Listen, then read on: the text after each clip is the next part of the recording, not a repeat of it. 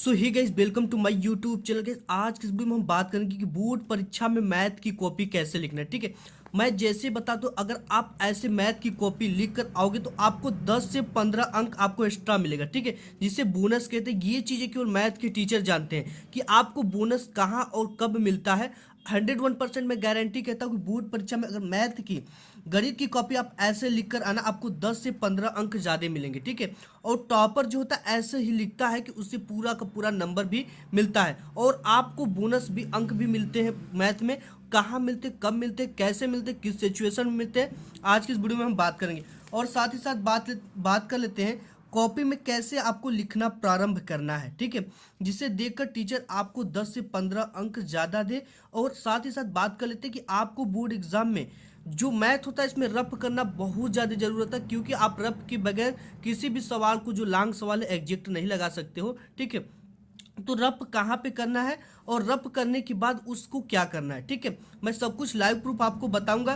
तो इसके साथ ही साथ आप बोर्ड एग्जाम में जब भी जाओ तो बोर्ड एग्जाम में मैथ में जितने भी उपकरण होते हैं जो आपके काम लायक हो। ठीक है, जैसे हो गया आपका एक इंची ले लेना है स्केल, दो ब्लू पेन और पेंसिल ले लेना है, चांदा ले लेना है, प्रकार ले लेना है। ये सब चीज़ें आपको लेकर जाना है। ठीक है, ये चीज़ें कोई देगा नहीं आपको, तो ये सब चीज़ें आपको लेकर जाना है बोर्ड एग्जाम में। और बोर्ड एग्जाम में कॉपी कैसे लिखना है मैथ की। ठीक है, तो ये मैं आपको मैथ, ये बोर्ड का पेपर ले लिया और यहाँ पे कॉपी ले लिया है। ठीक है, और बात कर लेते हैं, ये हाई स्कूल की कॉपी है और इसमें क्या क्या भरना है। और इंटर का भी कॉपी बिल्कुल सेम होता है। ठीक है, केवल यहाँ पे इंटर लिखा होता है और सब प्रोसेस सेम होता है, ये आप देख सकते हो। तो यहाँ सबसे पहले फाइनली मैं यहाँ पे हाई स्कूल का आपको भर देता हूँ फटाक से। ठीक है, तो यहाँ पे सबसे पहले आपको क्या लिखना है, अनुक्रमांक लिखना है। ठीक है, यहाँ पे एक अनुक्रमांक हमारे पास है, ये 12 32 59 98 54। ठीक है, इसे फटाफट मैं भर देता हूँ।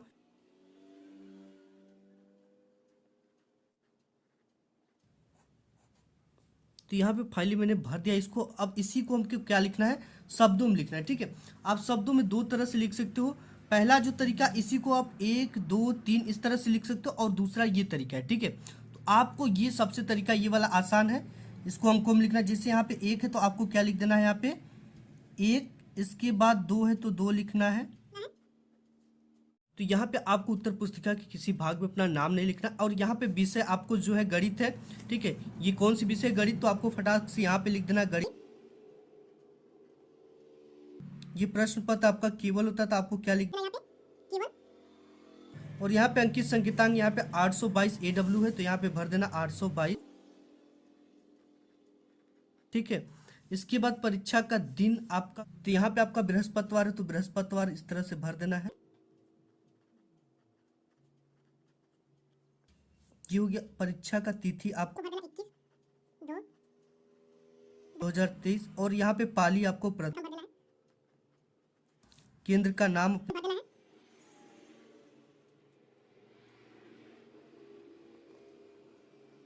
यहाँ पे क्वेश्चन दे रखा है कि यदि समीकरण a बराबर x square plus 5x plus 8 हो तथा b बराबर -2 हो तो a प्लस बी का मान ज्ञात कीजिए। ठीक है, ऐसा क्वेश्चन दिया, इसे सॉल्व करना है। प्रश्न नंबर 1 का क कर रहे हैं। सबसे पहले हमें क्या डालना पड़ेगा, ऊपर से एक लाइन छोड़कर प्रश्नोत्तर संख्या।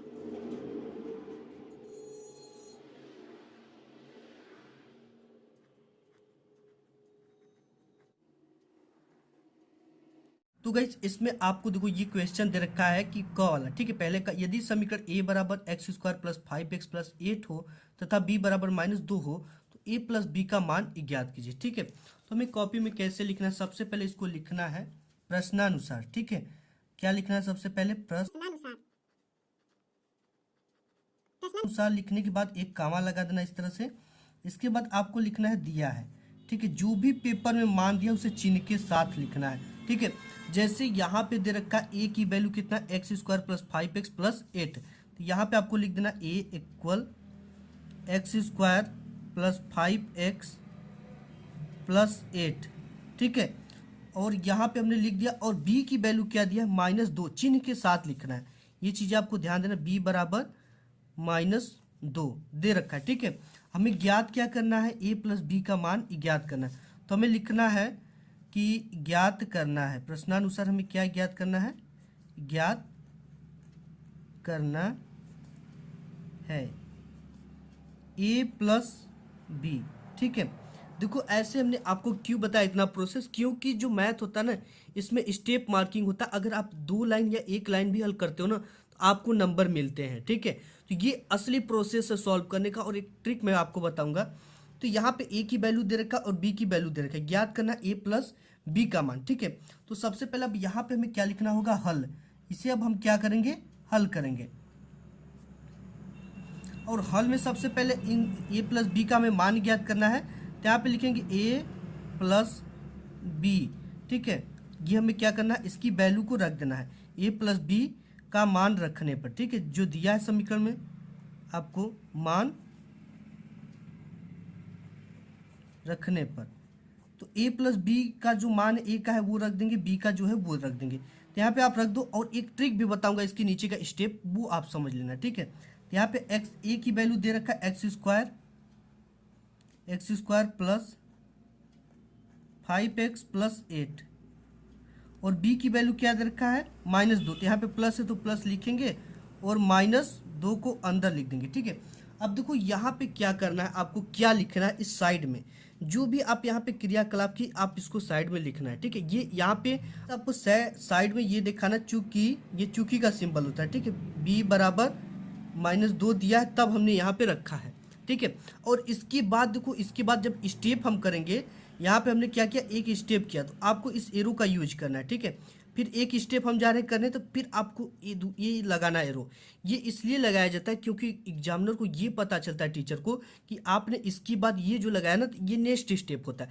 अगर ये चीज़ें अगर पूरी लाइन में न अटती, इसके बाद यहाँ पर लिखते, तब आपको ये स्टेप नहीं लगाना है, ठीक है। अगर आप इसके बाद जस्ट दूसरी लाइन सॉल्व करें, तब जाकर ये वाला एरो आपको लगाना पड़ता है, ठीक है।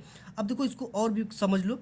इसके बाद है यहाँ पे x square plus 5x plus 8, और यहाँ पे ये प्लस और माइनस मिलकर हो जाएंगे -2, ठीक है। तो यहाँ पे फिर आपको इसको सॉल्व करना है, तो एक्स स्क्वायर प्लस 5x और 8 में से 2 गया, यहाँ पे बच गया क्या, 6। तो यहाँ पे हो जाएगा आपका +6, ठीक है। यहाँ पे देखिए जैसे इसका अब हमें गुणनखंड करना है, ठीक है। तो हमें इसके साइड में किस तरह से पाई खींचनी है, और जैसे यहाँ पे हम गुणनखंड करें तो गुणनखंड का ये रूल होता है कि लास्ट वाला जो पद है इसका ऐसा गुणा करें कि जोड़ने या घटाने पर मध्य पद के बराबर है, ठीक है। तो हम यहाँ पे 2 × 3 कर देते हैं, इक्वल 6 आ जाएगा, और 2 + 3 को जोड़ देंगे, हम ऐड कर देंगे, तो ये आ जाएगा मध्य पद 5 के बराबर, ठीक है। तो आपको इस तरह से साइड में इस चीज़ को दिखाना है, इससे एग्जामिनर को प्रॉब्लम नहीं होती और वो समझ जाता है कि ये लड़के ने यहाँ पे ये चीज़ें किया है, ठीक है। तो आपको इस तरह से फिर एरो लगानी है, और यहाँ पे लिख देना एक्स स्क्वायर प्लस, यहाँ पे 2 + 3 है तो लिख देना यहाँ पे 2 + 3 5 की जगह, और यहाँ x है, x + 6, ठीक है। ये चीज़ें हमने लिखा। इसके बाद आपको फिर सॉल्व कैसे करना है, एक्स स्क्वायर प्लस, और इसको x हो जाएगा ये मल्टीप्लाई 2x और प्लस 3x + 6, ठीक है। तो इस तरह से आपने जैसे इसे सॉल्व कर लिया, सॉल्व करने के बाद देखो यहाँ पे कॉमन ले लेंगे हम x, तो इसमें क्या बचेगा, x + 2। अब आंसर कैसे लिखना है वो मैं आपको बताने जा रहा हूँ, ठीक है। और यहाँ पे ये हो गया आपका, फिर प्लस इसमें से 3 कॉमन ले लेंगे, तो इसमें बच जाएगा आपका x + 2, ठीक है। तो यहाँ पे आपका आ जाए x + 2 दोनों में है, ठीक है। तो हम क्या कर लेंगे, कॉमन ले लेंगे, ठीक है। तो यहाँ पे x + 2 को कॉमन लिया, तो यहाँ पे क्या बच गया, यहाँ पे x बचा और यहाँ पे 3 बचा, ठीक है। तो आपको ये आंसर जब भी लिखना है तो आपको ब्लैक पेन लेना है इस तरह से। अगर राइट आंसर आया तो इस तरह से आपको अंडरग्राउंड करना है, करने के बाद आपको यहाँ पे आंसर इस तरह से लिख देना है, ठीक है। तो ऐसे आपको लिखना, और यहाँ पे बोनस अंक कैसे मिलेगा वो भी मैं आपको बताऊंगा। और देखो रफ कैसे करना है, ठीक है। एक क्वेश्चन आपको और भी बताऊंगा, जो रेखांक, जो आपको वृत्त वाले होते हैं या रचना वाले क्वेश्चन होते हैं, उनको कैसे सॉल्व करना है, ठीक है।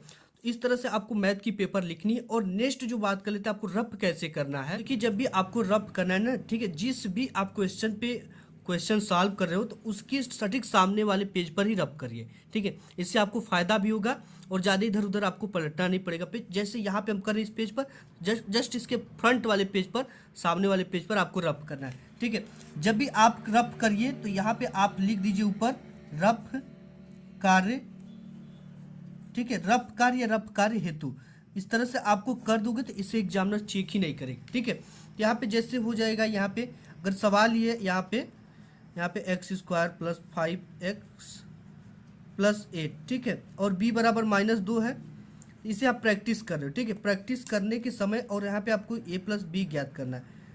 तो आपको क्या करना है, इस तरह से लिखने के बाद अगर आप सवाल सॉल्व कर रहे हो, ठीक है, तो यहाँ पे आप सॉल्व कर दिए +8। आप अगर रफ कार्य लिखे हो तो आपको इसे काटने की भी ज़रूरत नहीं है, ठीक है। आप इसे ऐसे काटो भी मत, अगर काट देते हो तो कोई बात नहीं, लेकिन अगर रफ कार्य लिखे हो तो ये चीज़ें चेक ही नहीं होती है, ठीक है। आप इसे ऐसे ही छोड़ सकते हो, काटो मत।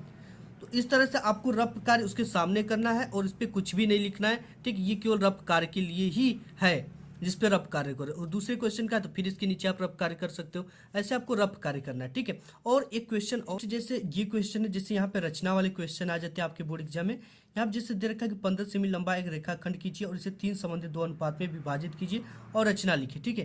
तो इसको आपको कैसे सॉल्व करना है, सबसे पहले आपको क्या क्या दिया वो चीज़ें लिख लेना है, ठीक है। हमें क्या करना है, प्रश्नानुसार दिया जो जो चीज़ें उसे हमें लिख लेना है, ठीक है। जैसे हमने उसमें लिखा उसे लिख देना है।